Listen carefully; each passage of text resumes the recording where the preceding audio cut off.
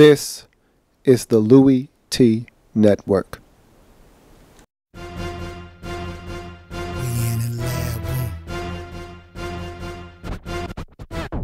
Man, I love some football. Man, I love some football. My favorite week is week 1, cause I'm watching football. First comes the preseason, and I don't take a day off. And then it gets even better when your team makes the playoffs. 32 teams go hard for one thing. They work for one thing. That Super Bowl ring. 32 teams go hard for one thing. They work for one thing. That Super Bowl ring.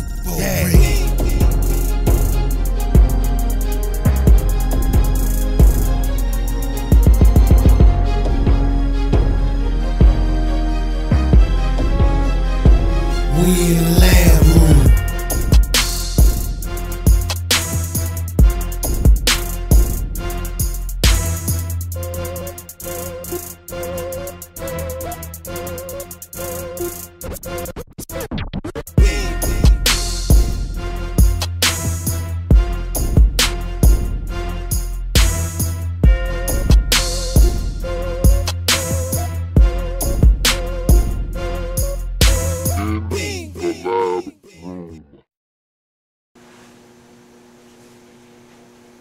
Who else could it be but me, your man, Louie T? Welcome. You are in the lab room. I, of course, am your host, Luke. Thank you for joining me.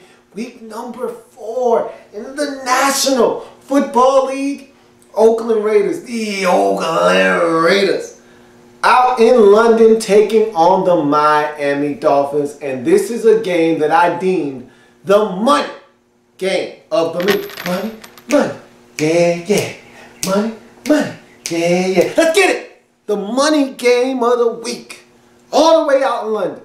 And the reason why this was the money game of the week is because there was a lot on the line in this game between two teams that have struggled to start this season out. Dolphins started out with a bang week 1, beating the New England Patriots. But looking at the Patriots and the state of their franchise right now, that win doesn't seem all that impressive anymore.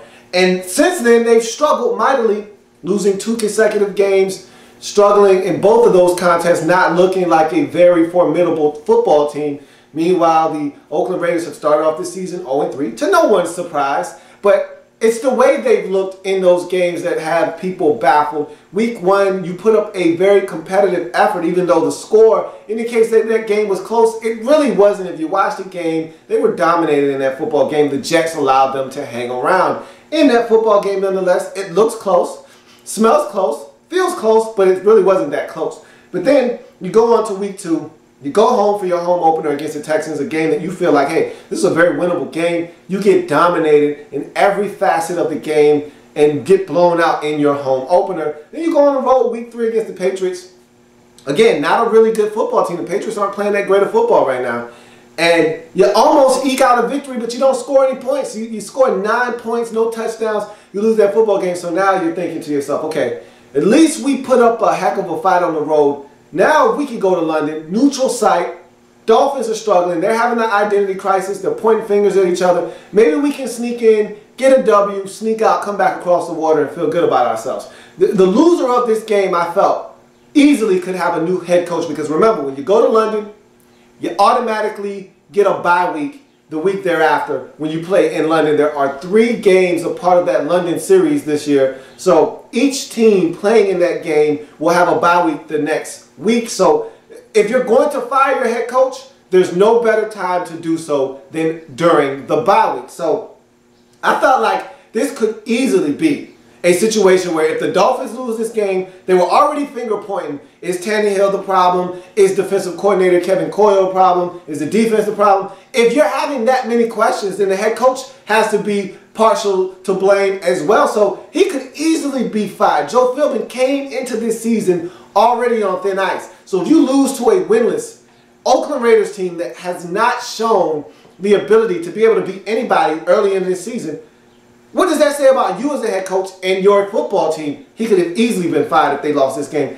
And vice versa for the Raiders. They haven't beat anybody. They don't look like a competent football team right now. Who's to say that if they don't lose this game, their head coach, Dennis Allen, isn't canned? So there was a lot riding on the outcome of this game. That's why it was the money game of the week, and you didn't know who was going to win. Raiders could easily get their first win of the season. Dolphins could right the ship. I told you in the preview for this game, both of these teams had their backs against the wall. I've seen what both of these teams do with their backs against the wall. When the Raiders have their backs against the wall, they become a part of the wall. When the Dolphins have their backs against the wall, they come out swinging.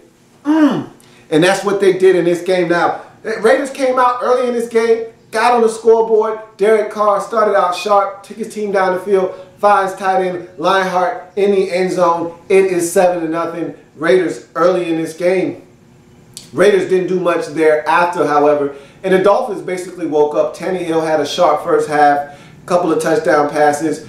Lamar Miller had an outstanding game. The running game was very prevalent for the Dolphins in this matchup. You also had some turnovers by this Raiders football team. Cortland Finnegan was able to scoop up a fumble on a muff snap, take it the distance. Derek Carr goes down in this game. Matt McGloin has to come in, and Matt McGloin does what he does, is turn over the football. And so the Raiders end up being blown out of this game 38-14. Big win for the Dolphins as they improved their record to 2-2 on the season. And this was a much needed win for the Dolphins because, again, you're playing a Raiders team that's desperate for a win, that hasn't looked like a team that should be beating anyone right about now. They doubt themselves. They don't have a lot of confidence. They don't have a lot of confidence in their head coach. So if you were to lose this game, it would be very indicative as to how bad it is in Miami. To win this game and win it the way you did, which is the way you were supposed to win this game going away, was very key and vital for this Dolphins team, for their confidence, for their psyche. Now you go home,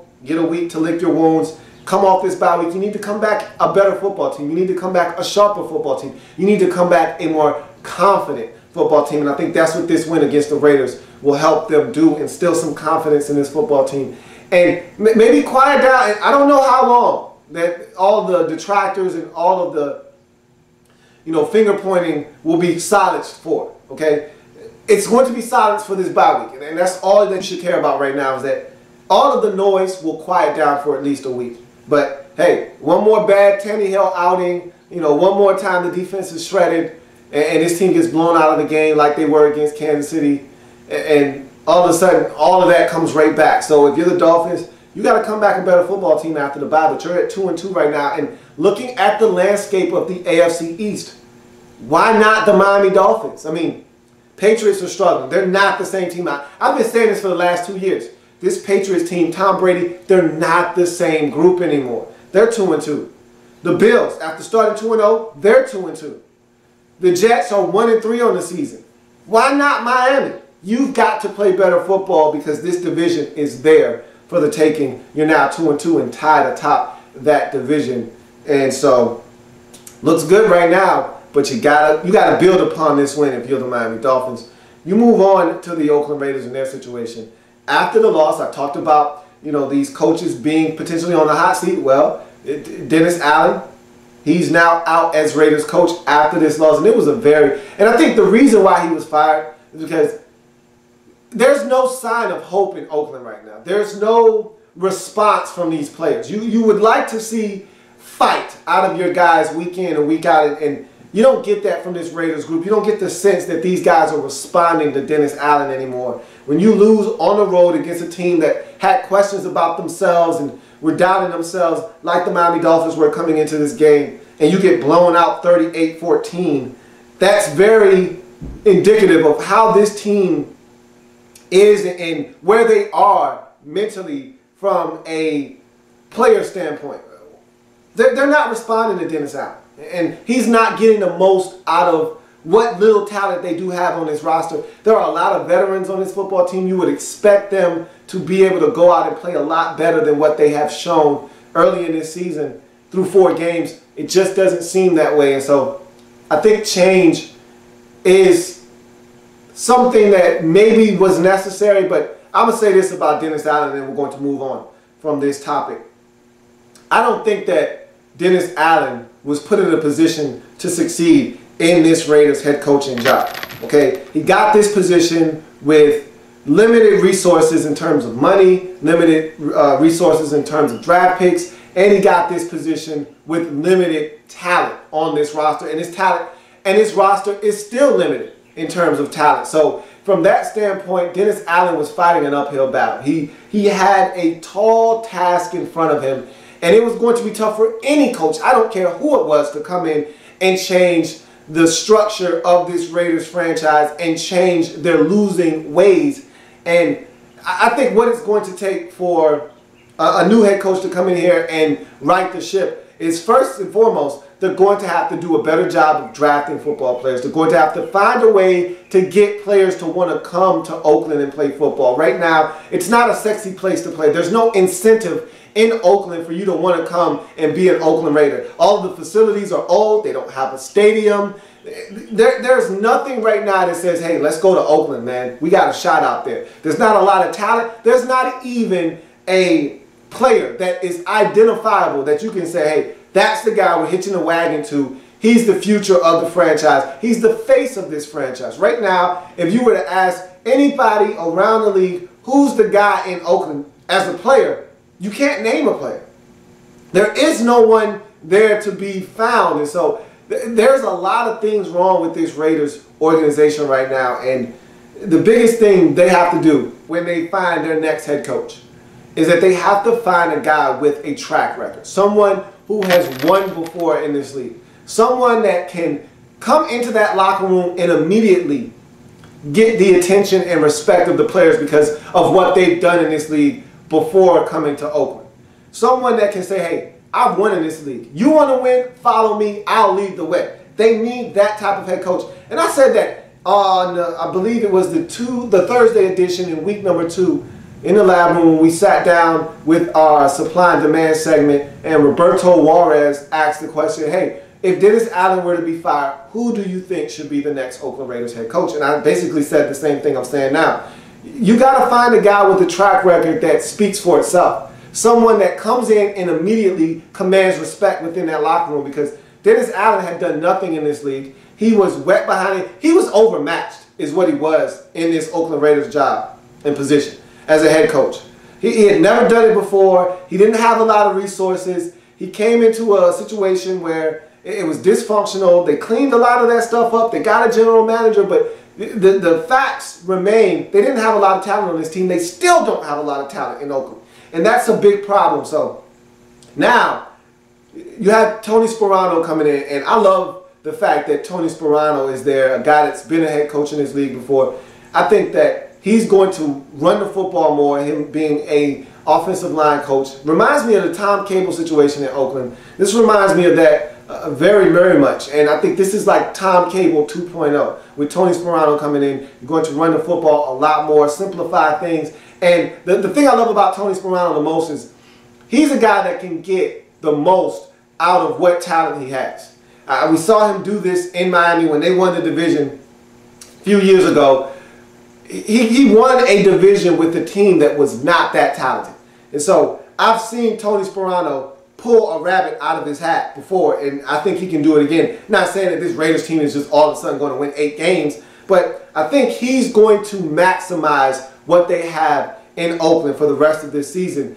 And if he does a good enough job, maybe he'll remain the head man in Oakland. I seriously doubt that. I think they want a bigger name than that in Oakland, and I think they need a bigger name than Tony Sparano in Oakland. But for right now, for where this team is, and for what they have on their roster currently, I think Tony Sparano is the right guy to come in and try to help them get on the board. First of all, they don't even have a win to their name yet. I think Tony Sparano is the guy that can help them find a way to get a W sometime in 2014 and hopefully get 4 or 5 on the board before it's all said and done. I don't know how realistic of a task that is for this Raiders roster, but Tony Sparano is definitely a guy that can come in and galvanize this group and get them to play for one common goal, and that's trying to put wins on the scoreboard, something that Dennis Allen failed to do in his time in Oakland as the Raiders head coach. So that's going to do it for this installment of In the Lab Room. I thank you for joining me. If it happens in the National Football League, whether big or small, we cover it all here in the Lab Room.